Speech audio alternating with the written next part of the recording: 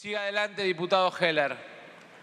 Bueno, presidente, estaba empezando a hablar del proyecto que vamos a considerar, que en nuestro criterio implica una reducción de la carga tributaria para la inmensa mayoría de las empresas, sobre todo a partir del criterio que es necesario decirlo desde el vamos, porque las escalas han sido establecidas desde el punto de vista de las ganancias de las empresas. Porque en el debate, en la comisión hemos escuchado hablar de las empresas que no ganan, y eso es verdaderamente el mayor problema, las empresas que tienen problemas de rentabilidad. Pero las empresas que tienen mayor problema de rentabilidad o problema de rentabilidad no están alcanzadas por este proyecto, porque aquí no es ni por facturación, ni por patrimonio, ni por cantidad de personal, es una escala que se establece en función de las ganancias. Quiero decirle de entrada que vamos a proponer un cambio, presidente, en las escalas que tratamos en la comisión y que fueron aprobadas en el dictamen que estamos considerando. Quiero decirle también que ese cambio es producto de las conversaciones que hemos seguido teniendo con los diversos bloques, tratando de lograr, como siempre, los consensos necesarios para poder avanzar en lo que es el trabajo parlamentario.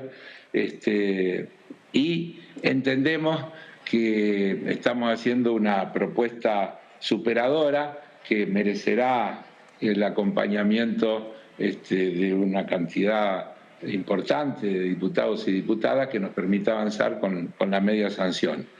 En ese sentido también le quiero agradecer a diputados y diputadas de los distintos bloques con los que hemos estado dialogando hasta hace minutos, tratando de lograr esos consensos. El cambio fundamental que estamos planteando es el siguiente. En el proyecto que hemos aprobado que las empresas que tengan una utilidad de hasta 5 millones de pesos van a pagar un 25% de alícuota, que las empresas que tienen entre 5 y 20 millones van a pagar un 30% y por encima de los 20 millones van a pagar un 35%, siempre hablando de valores incrementales, que es importante porque a veces esto no se entiende. ¿Qué quiere decir valores incrementales? Quiere decir que una empresa que gana 25 millones, por los primeros 5 millones va a pagar el 25, por lo que va de 5 a 20 pagaría el 30 y por lo que exceda el 30 pagaría el 25. ¿Qué vamos a proponer como modificación? Vamos a proponer que en vez de los 20 millones elevemos esa escala a 50 millones. Eso haría que finalmente el proyecto quede de la siguiente manera. Las empresas que tienen una rentabilidad de hasta 5 millones de pesos van a pagar un 25%, las que tienen una rentabilidad de entre 5 y 50 millones de pesos van a pagar el 30%, y las que tienen más de 50 millones de pesos de utilidad van a pagar un 35%, siempre entendiendo incremental. Es decir, que una empresa que gane 60 millones, para que se quede claro, va a pagar por los primeros 5, 25, por lo que va de 5 a 50, 30, y por lo que exceda 30, va a pagar 35. Esa es la manera en que se calcula. Digo esto para que se entienda perfectamente. Si se aprueba el proyecto tal cual como lo estamos proponiendo en este momento, por encima de los 50 millones, estamos estimando, acá quiero hacer una aclaración también previa, todas estas estimaciones están hechas sobre la base de los últimos datos conocidos, los del 2018, aplicándole índices y proyectándolos. Es muy probable que cuando veamos la realidad de los datos del año 2021, esto tengan una diferencia importante con esas proyecciones, teniendo en cuenta lo que ha pasado en el 2020, los efectos de la pandemia, etcétera, etcétera. Pero no hay otra manera que avanzar con estas estimaciones. si todo fuera como teóricamente está planteado, tendrían una utilidad superior a 50 millones de pesos 5.432 empresas, el 4,5% de las empresas con impuesto predeterminado. Repito, solo el 4,5% de las empresas con impuesto predeterminado, que supuestamente ganarían más de 50 millones de pesos anuales, tendrían por el incremental superior a los 50 millones una alícuota del 35%. Respecto del proyecto original, esto significa una reducción de alrededor de 20.000 millones de pesos de la recaudación estimada si la escala fuera la que teníamos en el dictamen, es decir, la de 20 millones a partir de los cuales se pagaría el 35%. Para que se entienda, con la escala anterior que aprobamos en el dictamen, habría 12.205 empresas que tendrían ese incremental, y con el cambio que estamos proponiendo, ese número quedaría reducido a 5.432 empresas, reitero, el 4,5% del total de las hipotéticas sociedades que estarían alcanzadas. Quiero decir que el tema del impacto fiscal, que ha sido muy discutido y que incluso ha merecido un dictamen de la Oficina de Presupuesto del Congreso y una aclaración posterior, merece algunos comentarios. En una primera versión, la Oficina de Presupuesto del Congreso hizo un cálculo sobre lo que teóricamente sería el impuesto que debería cobrarse en el 2021, que era el producto de la aplicación de lo que se había resuelto en el 2017 durante la gestión del gobierno anterior, que reducía a 25% la alícuota, calculado desde ese 25%, que nunca se pagó, porque siempre estuvo en vigencia el 30%, y durante el 2020 se prorrogó también la escala del 30%, me motivó una aclaración posterior de la Oficina de Presupuesto del Congreso que llevó a ese número de 132.000 o 133.000 millones de pesos lo que sería el incremento con las escalas que habíamos planteado, y que, como dijimos, con estos cambios que estamos proponiendo se reducirían a 112.000. Pero creo que no hay que ser demasiado astutos para decir que es muy probable que varias empresas que tenían ganancias en el año 2018 tengan balances negativos o menores ganancias en el 2021, porque el país viene recuperándose de los efectos de la pandemia del 2020 y aún estamos transitando esta enorme, preocupante y angustiante segunda ola con todo lo incierto que tiene sus resultados, con lo cual el impacto fiscal seguramente será menor al que estamos calculando, que a mi juicio es un cálculo optimista. Además, quiero decir que las estimaciones tienen en cuenta lo que se llama los impuestos determinados, y como hemos podido apreciar, hay una gran diferencia entre lo que se llaman impuestos determinados y lo que son los impuestos percibidos, porque por un lado hay una serie de deducciones por otros impuestos, pero además las pérdidas, por ejemplo, que muchas empresas tuvieron durante el 2020, se irán compensando en los años siguientes. Por ejemplo, una empresa que haya tenido una pérdida importante en el año 2020, producto de que no tuvo tiempo paralizado, no pudo trabajar, le cayeron las ventas, si tuviera impuesto determinado en este 2021 y en los años siguientes, suponiendo que obtuviera ganancias, no pagaría impuesto a las ganancias hasta que no descontara las pérdidas del 2020. Digo esto también para que se entienda que desde el punto de vista fiscal, esas estimaciones teóricas sobre los impuestos determinados van a terminar siendo bastante diferentes de lo que en realidad el Estado va a percibir cuando se den los resultados reales. Nosotros creemos que los cálculos que hemos compartido con el Ministerio de Economía son razonables, y con el esquema anterior de la escala en 20 millones estimábamos que el incremento de recaudación sería equivalente a la pérdida de recaudación producto de el cambio que hicimos en impuesto de la ganancia de personas, proyecto que usted, presidente, encabezó en la presentación, y que desde luego, y con beneplácito decimos, tiene un costo fiscal que en el mejor de los casos ideales de esto que estamos presentando podría alcanzar a compensar esa disminución. Si esto fuera así, también podríamos decir que estamos frente a un esquema virtuoso, porque estaríamos pensando que las empresas que tienen mayores ganancias, 5.000 y pico de empresas que son las que más ganan, estarían aumentando su aporte para favorecer la reducción de aportes que tienen 1.300.000 personas humanas como producto de la ley que hemos aprobado respecto a la ganancia de personas hace muy poco tiempo. Quiero, hechas estas aclaraciones, hacer también algunas reflexiones un poco más de fondo, tal vez un poco más políticas.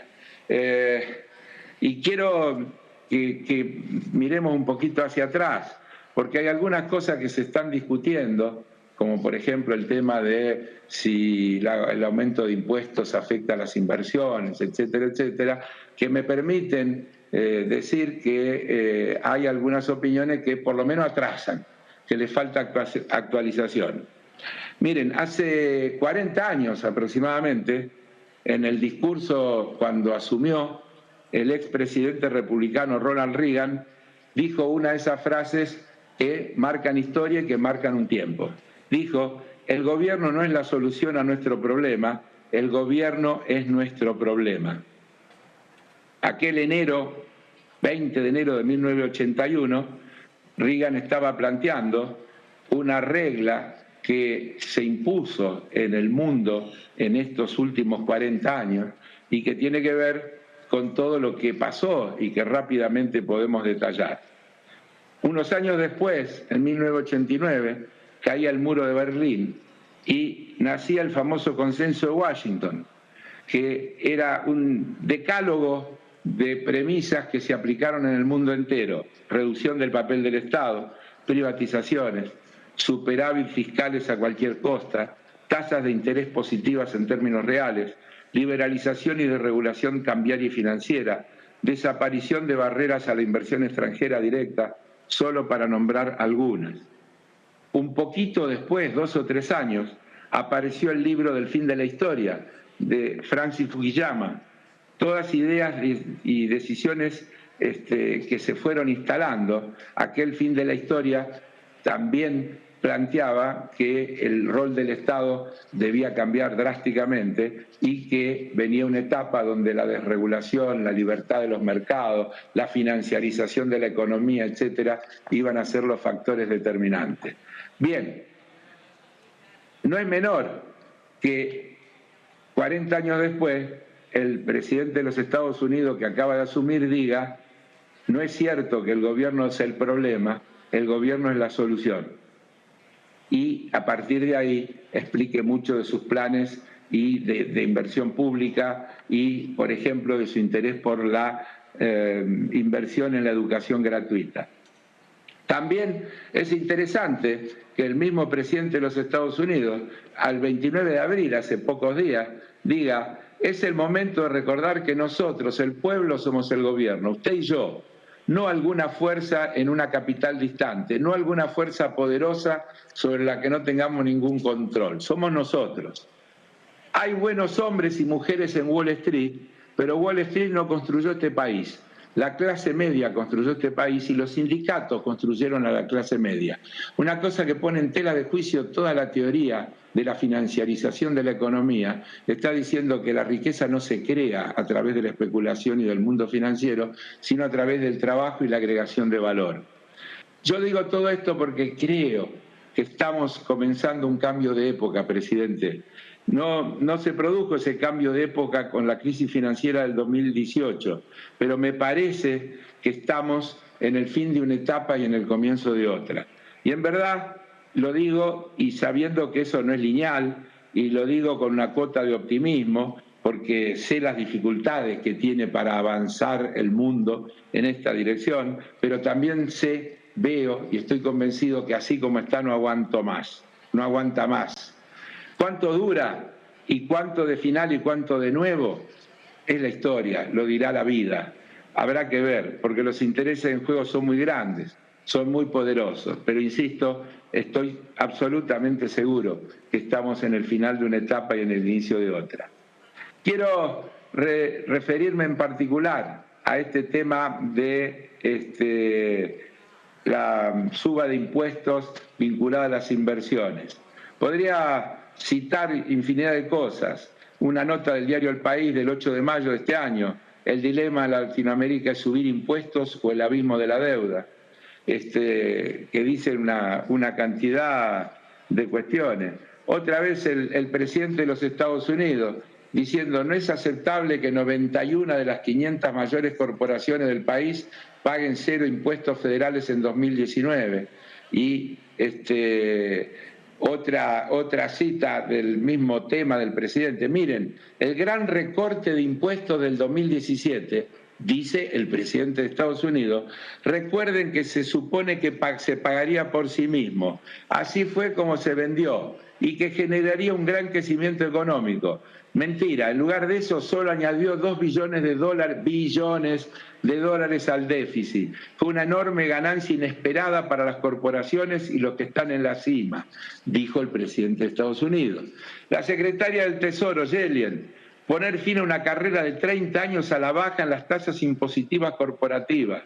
Es imprescindible, dijo. La ley de empleo y reducción de impuestos del 2017 de los republicanos no atrajo nueva producción ni inversiones para los Estados Unidos. Por el contrario, le dio incentivo a las empresas para enviar trabajadores y ganancias al extranjero. La economista jefa del Fondo Monetario dice exactamente lo mismo. Los impuestos tienen que ser más progresivos. Las grandes empresas tienen que pagar lo justo en un contexto de merma generalizada de los ingresos públicos. El Premio Nobel de Economía, Paul Krugman, dijo: la rebaja tributaria de Trump no tuvo ningún efecto visible en la inversión empresarial, probablemente porque abordaba un problema falso. Las multinacionales no habían trasladado puestos de trabajo al extranjero para evadir impuestos, habían evadido impuestos sin más. Y agregó: más de la mitad de los beneficios que las grandes empresas declaran haber obtenido de inversiones en el extranjero proceden de paraísos fiscales diminutos como Bermudas o Caimán, donde no tienen ninguna actividad real. El Fondo Monetario, dice Krugman, calcula que aproximadamente el 40% de la inversión extranjera directa en Estados Unidos, básicamente inversión empresarial transfronteriza, es inversión fantasma, o sea, ficciones contables creadas para evadir impuestos. Eso sobre el papel. Por eso Luxemburgo, con 600.000 habitantes, dice, recibe más inversión extranjera directa que los Estados Unidos. En el monitor fiscal del Fondo Monetario, reunir los ingresos necesarios, ¿cómo se hace? Y hay todo un relato y plantea que las economías de mercados emergentes y en desarrollo deben centrarse en fortalecer la capacidad tributaria para poder financiar más gasto social. Podría seguir muchísimo tiempo, no quiero excederme. Una última referencia: nos vienen diciendo todo el tiempo de la enorme carga impositiva que hay en la Argentina. Miren, datos del año 2019, promedio de los países de la OCDE, son los países centrales, 33,8. Uruguay, 29. Brasil, 33,1. Argentina, 28,5. Son datos que no elaboramos nosotros, sino que los hace la OCDE y que nosotros estamos tomando. En resumen, presidente, ajustándome al tiempo, propongo votar positivamente este proyecto venido del Ejecutivo, con estas modificaciones que he propuesto, que ha sido elaborado teniendo en cuenta la opinión de diversos miembros de este Congreso, que les agradezco nuevamente todo lo que hemos estado trabajando hasta hace un ratito, y creo que estamos logrando una propuesta equitativa que solamente va a implicar para 5.000 y pico de empresas una alícuota diferencial por aquellas ganancias que excedan los 50 millones de pesos. Dicho esto, creo que puedo dar por terminada mi intervención y espero que podamos tener un positivo debate y lograr la aprobación que estamos proponiendo. Muchas gracias, señor presidente. Gracias, diputado Carlos Heller.